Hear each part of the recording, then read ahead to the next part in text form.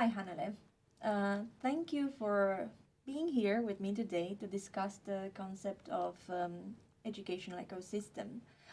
This concept which you have created based on your observations and research for so many years has been used in education, especially to understand phenomena and also to explain phenomena.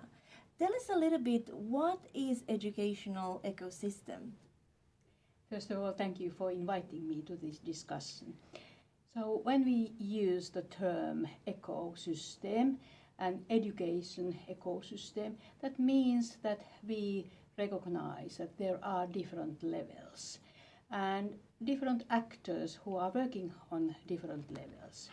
We can see the macro level. There are big national decisions. What is the educational structure and levels? There are early childhood education, basic education, secondary education, tertiary education, adult education. So that means that there are different kinds of levels and structures for them. But then there are also in that level curriculum system, what is the curricula for these different levels, and we have also some kind of evaluation systems depending on the country and different regions, in which way they are working and giving understanding what are learning outcomes and processes. And then we also have big structures for teacher education and also national lifelong learning strategies. These big issues are then influencing what happens in schools. And what happens in schools is also certainly depending on the leadership and in which way the school culture is created together. So that called mesolevel institutions like individual schools or universities. And then we also have microlevel, where are individuals, students and teachers, parents, and they all have their own personal history, they all have their own microlevels, systems also, peers, hobbies, everything what has happened in their life. So all these levels, micro, mid and macro level, these we can see in the education and how they are working together. Thank you. Yes, that definitely makes a lot of sense. My next question is related to how these levels are interdependent to each other, because I'm thinking that there must be some connection between them and there must be some sort of level of influence between them. Can you explain a little bit how that goes? You're absolutely right. One of the main feature of ecosystem is interdependence, which means that there must be a lot of cooperation between those levels and also information sharing, that national decision makers knows what happens in schools, and also in schools they know what are the changes in curricula, what are the changes in evaluation systems, and they can understand what are these new features, what are happening in an educational system. But then, if thinking also what happens in micro level in students' life, certainly what happens in schools, it has a big influence on them. But how also there is information sharing between schools and homes and individual learner and the school, how they are supported and how students are taking consideration when making some changes in schools, and how to take care of students' well-being and how they are motivated. So a lot of things are affecting each other, and internationally we can see that how important, for example, curricula, national curricula are for students' learning, with micro-level learning. Because if students don't see the meaningfulness, what is in curricula, it's very difficult to learn and have high learning outcomes. And we have a lot of evidence that irrelevant curricula is the biggest reason why students don't learn.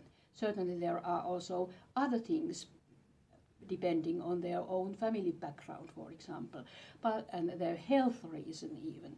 But that is something we can really recognize, how these different levels are collaborating and connected. Formally, that there are, for example, formal information sharing, but also informally, that there are discussions, there are opportunities to give some impulse back and forth.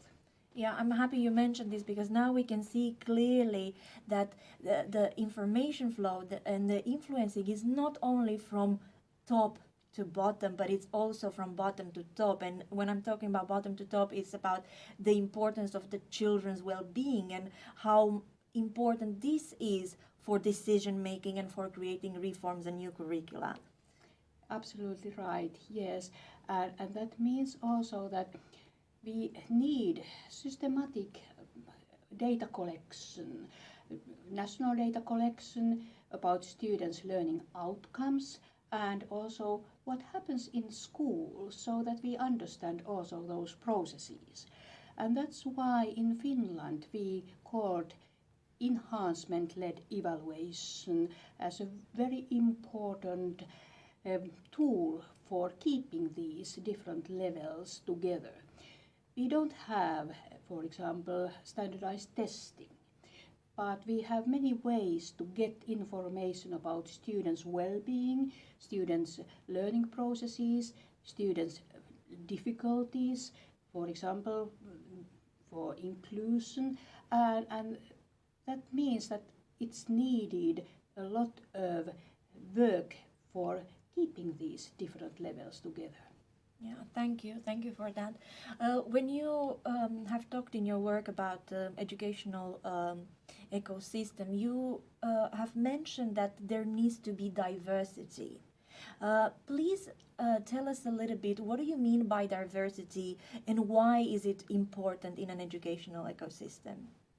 First of all, diversity is one very important source for creativity and also for innovation, which means that if we want to change educational ecosystem, it's needed also different opinions, different voices. We need students' voice, we need teachers' voice, we need labor market voice, we need different other ecosystems' voice, making educational ecosystem for well-functioning. And that means that we need a lot of discussion. It's not, as you mentioned, not one direction. It means that it's dialogue, and then people can give their opinions, and also sometimes criticisms, because we need that kind of debate for making changes. And the aim must be also in our vision, why we are changing something. That means that we must have some future vision, and in the future vision there must be values.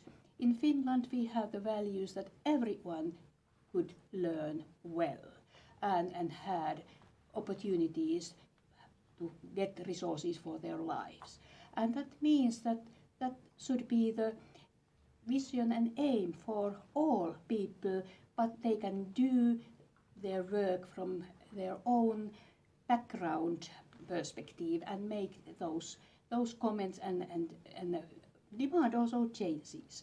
So that means that educational system is not, ecosystem is not ever ready. It must be always developed together.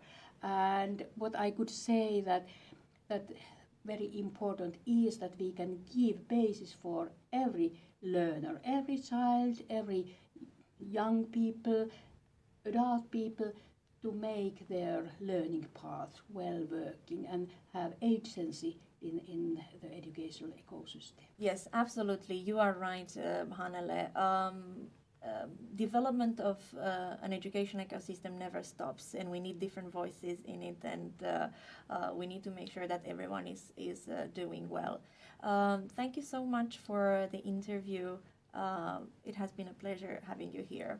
Thank you so much indeed.